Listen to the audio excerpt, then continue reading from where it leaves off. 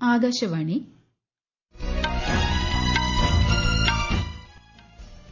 നമസ്കാരം. വാർത്തകൾ വായിക്കുന്നത് അശ്വതി.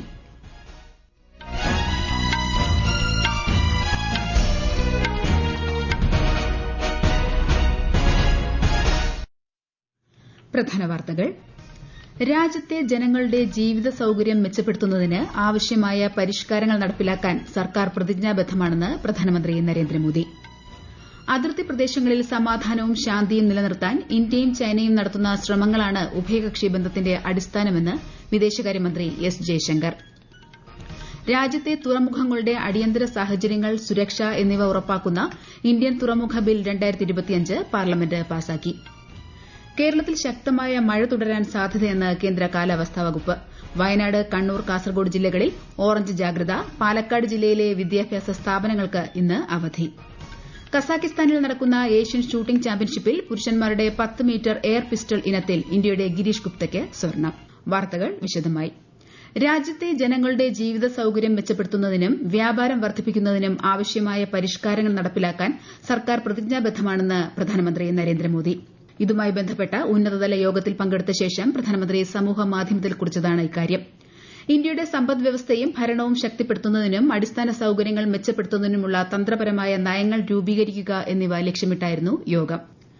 ആക്സിയം 4 ദൌത്യത്തിന്റെ ഭാഗമായി അന്താരാഷ്ട്ര ബഹിരാകാശ നിലയത്തിലെത്തിയ ആദ്യ ഇന്ത്യക്കാരനായ ഗ്രൂപ്പ് ക്യാപ്റ്റൻ ശുഭാൻശു ശുക്ല പ്രധാനമന്ത്രി നരേന്ദ്രമോദിയുമായി കൂടിക്കാഴ്ച നടത്തി. ബഹിരാകാശ യാത്രയിലെ അനുഭവങ്ങൾ, ശാസ്ത്ര സാങ്കേതിക മേഖലയിലെ പുരോഗതി, ഗഗൻയാൻ ദൌത്യം എന്നിവയുൾപ്പെടെ നിരവധി വിഷയങ്ങളെക്കുറിച്ച് ഇരുവരും ചർച്ച ചെയ്തതായി പ്രധാനമന്ത്രി സമൂഹമാധ്യമത്തിൽ കുറിച്ചു. 2 ദിവസത്തെ സന്ദർശനത്തിനായി ഇന്ത്യയിലെത്തിയ ചൈനീസ് വിദേശകാര്യമന്ത്രി വാങ് യി കേന്ദ്രമന്ത്രി എസ് ജയശങ്കറുമായി കൂടിക്കാഴ്ച നടത്തി. അതിർത്തി പ്രദേശങ്ങളിൽ സമാധാനവും ശാന്തിയും നിലനിർത്താൻ ഇരുപക്ഷത്തുനിന്നും നടത്തുന്ന ശ്രമങ്ങളാണ് ഉഭയകക്ഷി ബന്ധങ്ങളിലെ അടിസ്ഥാനമെന്ന് കേന്ദ്രമന്ത്രി പറഞ്ഞു. Having seen a difficult period in our relationship, our two nations now seek to move ahead. This requires a candid and constructive approach from both sides. In that endeavor, we must be guided by the 3 mutuals: mutual respect, mutual sensitivity, and mutual interest. Differences must not become disputes, nor competition conflict. സാമ്പത്തിക വ്യാപാര ബന്ധങ്ങൾ, അതിർത്തി വ്യാപാരം എന്നിവ ഉൾപ്പെടെ വിവിധ വിഷയങ്ങളിൽ ഇരു നേതാക്കളും ചർച്ച നടത്തി. ഇന്ന് ദേശീയ സുരക്ഷാ ഉപദേഷ്ടാവ് അജിത് ഡോവലുമായി ചൈനീസ് വിദേശകാര്യമന്ത്രി അതിർത്തി പ്രശ്നങ്ങൾ ചർച്ച ചെയ്യുമെന്ന് എസ് ജയശങ്കർ പറഞ്ഞു. ഇന്ത്യൻ തുറമുഖ ബിൽ 2025 പാർലമെന്റ് പാസാക്കി. ലോക്സഭ നേരത്തെ പാസാക്കിയ ബിൽ ഇന്നലെ രാജ്യസഭ അംഗീകരിക്കുകയായിരുന്നു. വൻകിട തുറമുഖങ്ങൾ ഒഴികെയുള്ള തുറമുഖങ്ങളുടെ ഫലപ്രദമായ നടത്തിപ്പിനായി സംസ്ഥാന മാരിടൈം ബോർഡുകൾ സ്ഥാപിക്കുക, തുറമുഖങ്ങളിലെ മലിനീകരണം, ദുരന്തങ്ങൾ, അടിയന്തര സാഹചര്യങ്ങൾ, സുരക്ഷ എന്നിവ കൈകാര്യം ചെയ്യാൻ വ്യവസ്ഥയുണ്ടാക്കുക തുടങ്ങിയവയാണ് ലക്ഷ്യമിടുന്നത്. മീററ്റ് കർണാൾ ദേശീയപാതയിലെ ഭൂനി ടോൾ പ്ലാസയിൽ സൈനിക ഉദ്യോഗസ്ഥരോട് മോശമായി പെരുമാറിയതിന് ടോൾ പിരിവ് ഏജൻസിക്കെതിരെ പിഴ ചുമത്തി national highway authority of India. 20 ലക്ഷം രൂപയാണ് പിഴ ചുമത്തിയത്. ദേശീയപാതകളിൽ സുരക്ഷിതവും സുഗമവുമായ യാത്ര ഉറപ്പാക്കാൻ പ്രതിജ്ഞാബദ്ധമാണെന്ന് NHAI പറഞ്ഞു. പ്രധാനമന്ത്രി Narendra Modi Russian president Vladimir പുടിനുമായി telephone സംഭാഷണം നടത്തി. അലാസ്കയിൽ US പ്രസിഡന്റ് ഡൊണാൾഡ് ട്രംപുമായി നടത്തിയ കൂടിക്കാഴ്ച സംബന്ധിച്ച വിവരങ്ങൾ റഷ്യൻ പ്രസിഡന്റ് പങ്കുവച്ചതായി പ്രധാനമന്ത്രി സമൂഹമാധ്യമത്തിൽ കുറിച്ചു. യുക്രൈനുമായുള്ള സംഘർഷം സമാധാനപരമായി പരിഹരിക്കണമെന്ന് ഇന്ത്യ ആവശ്യപ്പെട്ടതായും സമാധാനത്തിനുള്ള എല്ലാ ശ്രമങ്ങളെയും പിന്തുണയ്ക്കുമെന്നും അദ്ദേഹം പറഞ്ഞു. റഷ്യ യുക്രൈൻ യുദ്ധത്തിന് അതിവേഗം പരിഹാരം കണ്ടെത്തുന്നത് ലക്ഷ്യമിട്ട് ഇരു രാജ്യങ്ങളിലെയും പ്രസിഡന്റുമാർ തമ്മിൽ ഉടൻ കൂടിക്കാഴ്ച നടത്തുമെന്ന് US president Donald Trump.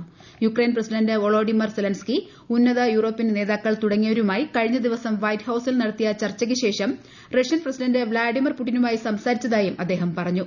Putin Zelensky ചർച്ചകൾക്ക് അമേരിക്ക, റഷ്യ, യുക്രൈൻ ത്രികക്ഷി സമ്മേളനം നടത്താനും തീരുമാനമായിട്ടുണ്ട്.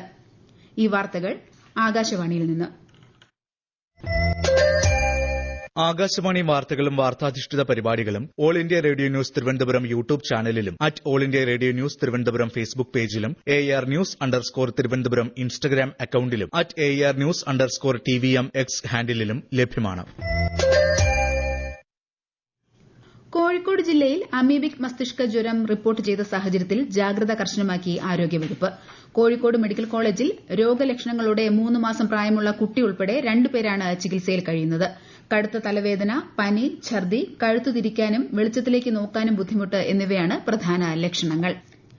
സപ്ലൈകോ ശബരി ബ്രാൻഡിൽ 5 പുതിയ ഉൽപ്പന്നങ്ങൾ ഇന്ന് പുറത്തിറക്കും. എറണാകുളം ബോൾഗാട്ടി പാലസിൽ നടക്കുന്ന ചടങ്ങ് മന്ത്രി GR അനിൽ ഉദ്ഘാടനം ചെയ്യും. അരിപ്പൊടി, പായസം മിക്സ്, പഞ്ചസാര, ഉപ്പ്, പാലക്കാടൻ മട്ട എന്നിവയാണ് പുതിയ ഉൽപ്പന്നങ്ങൾ. കേരളത്തിൽ ശക്തമായ മഴ തുടരാൻ സാധ്യതയെന്ന് കേന്ദ്ര കാലാവസ്ഥാ വകുപ്പ്. വയനാട്, കണ്ണൂർ, കാസർഗോഡ് ജില്ലകളിൽ ഇന്ന് ഓറഞ്ച് ജാഗ്രത പ്രഖ്യാപിച്ചിട്ടുണ്ട്. എറണാകുളം മുതൽ കോഴിക്കോട് വരെയുള്ള 6 ജില്ലകളിൽ ഇന്ന് മഞ്ഞ ജാഗ്രതയാണ്.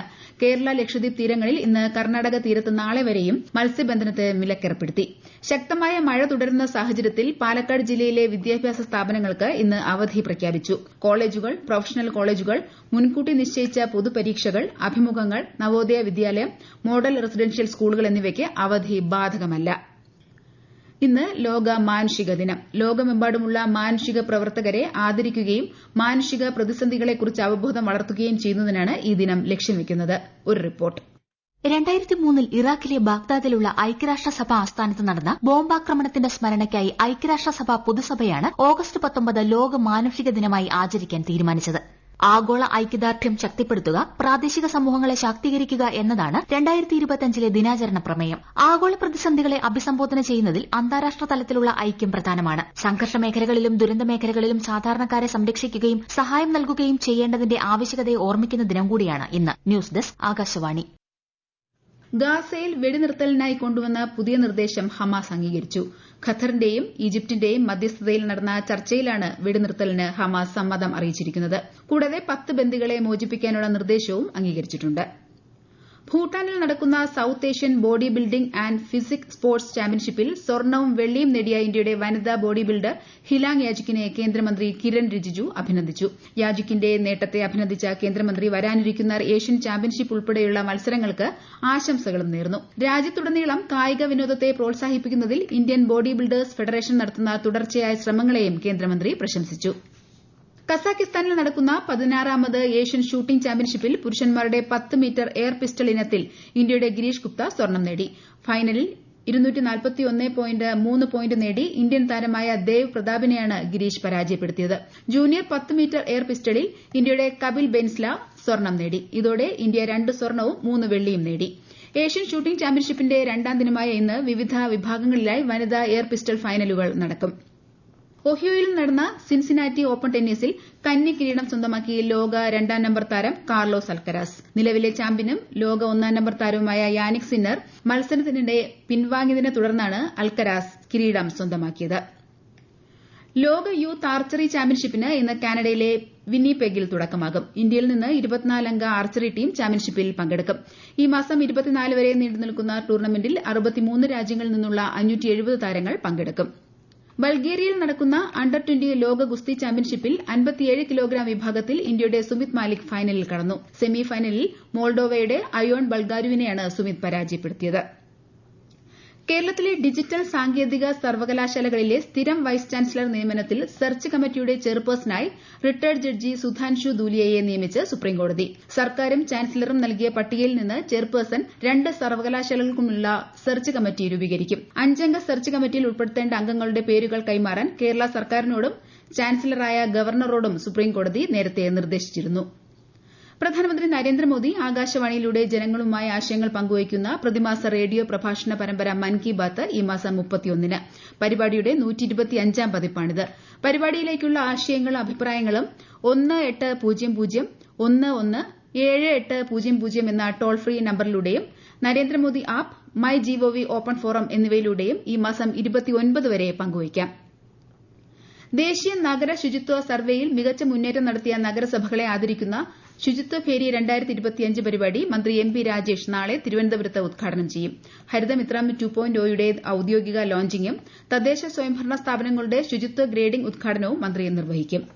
പ്രധാന വാർത്തകൾ വീണ്ടും. രാജ്യത്തെ ജനങ്ങളുടെ ജീവിത സൌകര്യം മെച്ചപ്പെടുത്തുന്നതിന് ആവശ്യമായ പരിഷ്കാരങ്ങൾ നടപ്പിലാക്കാൻ സർക്കാർ പ്രതിജ്ഞാബദ്ധമാണെന്ന് പ്രധാനമന്ത്രി നരേന്ദ്രമോദി. അതിർത്തി പ്രദേശങ്ങളിൽ സമാധാനവും ശാന്തിയും നിലനിർത്താൻ ഇന്ത്യയും ചൈനയും നടത്തുന്ന ശ്രമങ്ങളാണ് ഉഭയകക്ഷി ബന്ധത്തിന്റെ അടിസ്ഥാനമെന്ന് വിദേശകാര്യമന്ത്രി എസ് ജയശങ്കർ. രാജ്യത്തെ തുറമുഖങ്ങളുടെ അടിയന്തര സാഹചര്യങ്ങൾ, സുരക്ഷ എന്നിവ ഉറപ്പാക്കുന്ന ഇന്ത്യൻ തുറമുഖ ബിൽ 2025 പാർലമെന്റ് പാസാക്കി. കേരളത്തിൽ ശക്തമായ മഴ തുടരാൻ സാധ്യതയെന്ന് കേന്ദ്ര കാലാവസ്ഥാ വകുപ്പ്. വയനാട്, കണ്ണൂർ, കാസർഗോഡ് ജില്ലകളിൽ ഓറഞ്ച് ജാഗ്രത. പാലക്കാട് ജില്ലയിലെ വിദ്യാഭ്യാസ സ്ഥാപനങ്ങൾക്ക് ഇന്ന് അവധി. കസാഖിസ്ഥാനിൽ നടക്കുന്ന ഏഷ്യൻ ഷൂട്ടിംഗ് ചാമ്പ്യൻഷിപ്പിൽ പുരുഷന്മാരുടെ 10 മീറ്റർ എയർ പിസ്റ്റൾ ഇനത്തിൽ ഇന്ത്യയുടെ ഗിരീഷ് ഗുപ്തയ്ക്ക് സ്വർണ്ണം. വാർത്തകൾ കഴിഞ്ഞു. അടുത്ത വാർത്താ പ്രക്ഷേപണം ഉച്ചയ്ക്ക് 12:30.